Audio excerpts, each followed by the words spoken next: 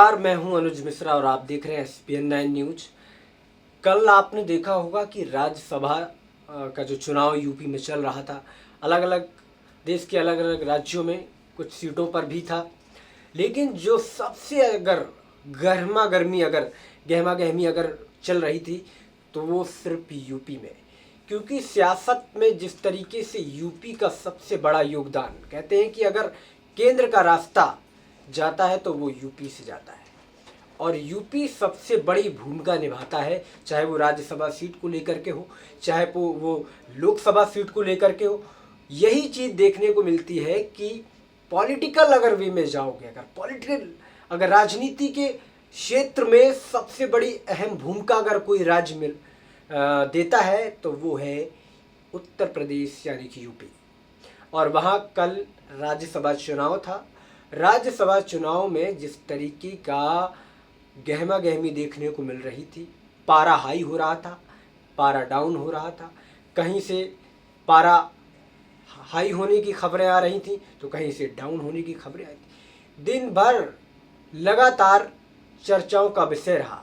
राजा भैया ने ऐलान किया कि मैं अखिलेश यादव के साथ हूँ, यानी कि सपा के साथ हूँ, लेकिन फिर बाद में एक खबरें आने लगी कि राजा भैया ने समर्थन तो सपा को दिया था, लेकिन भैया वोट डाल दिया बीजेपी को।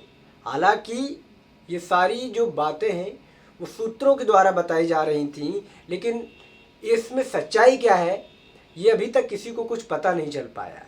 हालांकि अगर राजा भैया ने सपा को वोट करने के लिए बोला था तो फिर सदन में योगी आदित्यनाथ से मिलने के बाद सपा की सांसें फूलना शुरू क्यों हो गई?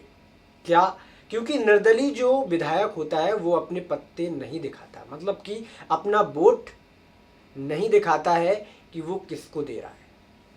यही चीज़ हुई कि कहीं ना कहीं यही बात सामने आई कि राजा भैया ने समर्थन तो किया था अखिलेश यादव का, यानी कि सपा का, लेकिन लोग बता रहे हैं कि वोट डाला है उन्होंने बीजेपी को डाला है, क्योंकि 10 सीटों पर घमासान, राज्यसभा का घमासान जो चल रहा था उत्तर प्रदेश में, वो कल थम गया और बात यहाँ आई कि 9 सीट पर बीजेपी ने अपना आधिपत्य जमा लिया। यानी कि गोरखपुर सीट और फूलपुर सीट में जिस तरीके से मात दी थी बीएसपी और सपा ने, अब वही कहते हैं कि अमित शाह ने बदला ले लिया मायावती और अखिलेश से। क्या ये बदला पूरा हो गया? मायावती और अखिलेश से क्या 9 राज्यसभा सीट जीत करके क्या अमित शाह ने अखिलेश यादव और मायावती से क्या बदला ले लिया है? लेकिन खास तौर पर सबसे बड़ा सवाल ये है कि मायावती ने अगर राज्यसभा का निचोड़ देखा जाए, या फिर कहें कि सबसे अनोखी चीज कौन सी थी जो कहीं ना कहीं सबसे ज़्यादा देखने को मिलती है, और सबसे ज़्यादा तकलीफ किसको हुई होगी? ये भी बहुत बड़ा सवाल है कि राज्यसभा में आखिरकार बीजेपी ने बदला तो बीएसपी और एसपी से ले लिया और जमकर लड्डू भी बांटे गए कार्यालय में, लेकिन इनके बीच तकलीफ किसके हुई?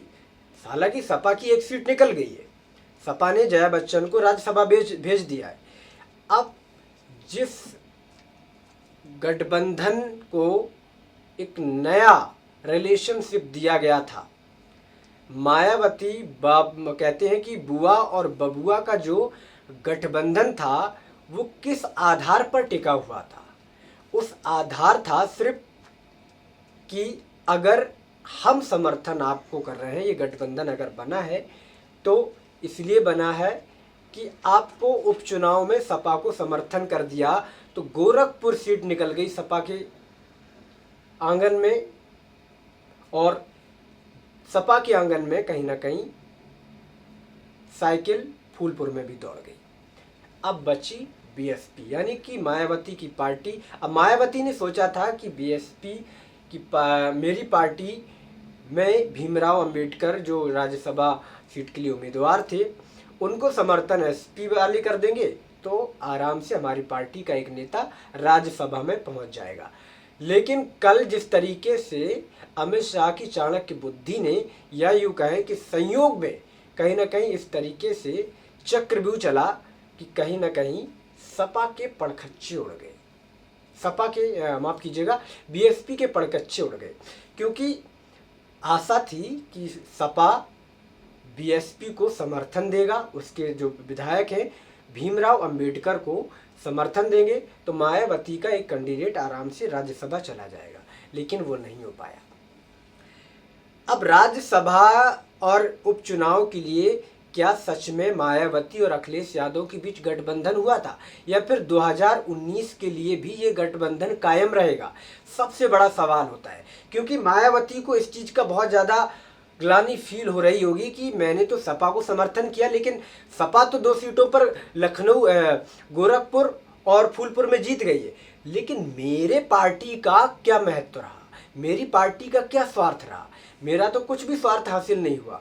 और अब अगर खबरों की माने, अगर राजनीतिक जानकारों की माने तो क्या लोग कहते हैं कि ये गठबंधन ज़्यादा दिनों तक नहीं चलेगा, ये गठबंधन कहीं ना कहीं अब टूट जाएगा आने वाले दिनों में, क्योंकि मायावती को राज्यसभा, मायावती पार्टी के कैंडिडेट्स को सपा जाने को नहीं मिला, राज्यसभा जाने को नहीं मिला है, तो उनका साफ तौर पर कहीं ना कहीं ये मन में कहीं ना कहीं ये सवाल ज़रूर हो रहा होगा कि मैंने तो गठबंधन अपनी पार्टी के एक सदस्य को राज्यसभा भेजने के लिए किया था, लेकिन सपा ने तो मेरा बंटा ही धार कर दिया। हालांकि जिस हाथी जिस तरीके से साइकिल पर बैठा है और साइकिल का पंचर कहीं ना कहीं टायर फट गया है। हालांकि जिस तरीके से देखा जा रहा था कि सपा ने जिस तरीके से जया बच्चन को उतारा था, हालांकि जया बच्चन राज्यसभा पहुंच गई हैं, पहले भी वो राज्यसभा में थी, और अखिलेश यादव के तो 5 उंगली घी में है, लेकिन बीएसपी पार्टी की जो उंगलियां हैं वो कहीं ना कहीं वो घी में डालना तो चाह रही थी, लेकिन कहीं ना कहीं अखिलेश यादव ने पकड़ ली। अब सवाल ये है कि क्या पार्टी, बीएसपी पार्टी और सपा पार्टी का जो गठबंधन है, क्या यूँ लगातार चलता रहेगा, क्या यूँ लगातार 2019 में प्रधानमंत्री मोदी के खिलाफ खड़ा होगा उत्तर प्रदेश के अंदर, क्योंकि भविष्य राज्यसभा की सीट में टिका हुआ था बीएसपी का, लेकिन क्या हार के साथ ही दोस्ती खत्म हो जाएगी, ये सबसे बड़ा सवाल है। मायावती और अखिलेश यादव के बीच गठबंधन टूट जाएगा या फिर बचा रहेगा, क्योंकि 2019 का चुनाव है। 2019 में मायावती ने कहीं ना कहीं, मायावती ने ये भी आरोप लगाया है कि जिस तरीके से खरीद फरोख्त करके विधायकों को अपने खेमे में डाला है अमित शाह ने और बीजेपी पार्टी ने, ये बहुत ही घटिया राजनीति है। इस तरीके का बयान प्रेस कॉन्फ्रेंस करके मायावती ने बोला और कहा है कि बीजेपी और कंपनी को मैं बताना चाहती हूँ कि मेरा इससे कुछ नहीं बिगड़ता है और ना कोई फ़र्क पड़ेगा बीएसपी पे, लेकिन आने वाले दिनों में जनता उनको जवाब देगी। मेरी पार्टी जिस तरीके से खड़ी है और मजबूत होगी, इस हार के बाद हमें एक सीख मिली है। हालांकि कहीं ये निशाना अखिलेश यादव के ऊपर नहीं था कि उनको गठबंधन में उनको समर्थन किया, अखिलेश यादव की पार्टी को समर्थन किया, फूलपुर और गोरखपुर सीट का कहीं ना कहीं विजेता घोषित करवा दिया, कहीं ना कहीं फूलपुर सीट और गोरखपुर सीट सपा के कब्जे में डलवा दी, लेकिन मायावती को कुछ हाथ नहीं लगा इस गठबंधन से अभी तक। मायावती कहीं ना कहीं इस सोच में डूबी हुई हैं कि आने वाले दिनों में क्या लोकसभा में ये सारी चीज़ें पेचीदगी फंसती हुई नजर आएंगी बीएसपी और सपा की। और यकीन मानिए लोगों का यही कहना है कि एसपी और बीएसपी में ज़्यादा दिन तक गठबंधन नहीं टिकने वाला है, क्योंकि राजनीतिक पार्टियों का अपना स्वार्थ अगर सिद्ध नहीं होता है तो फिर वो अपनी तरफ किनारा करने लगती है। हालांकि यही चीज़ कहीं ना कहीं बीजेपी के साथ है। एनडीए जिस तरीके से छोटे छोटे संगठन या यूँ कहें कि छोटी छोटी पार्टियों के द्वारा खड़ी हुई थी एनडीए, लेकिन अब 2019 का आखिरी साल है।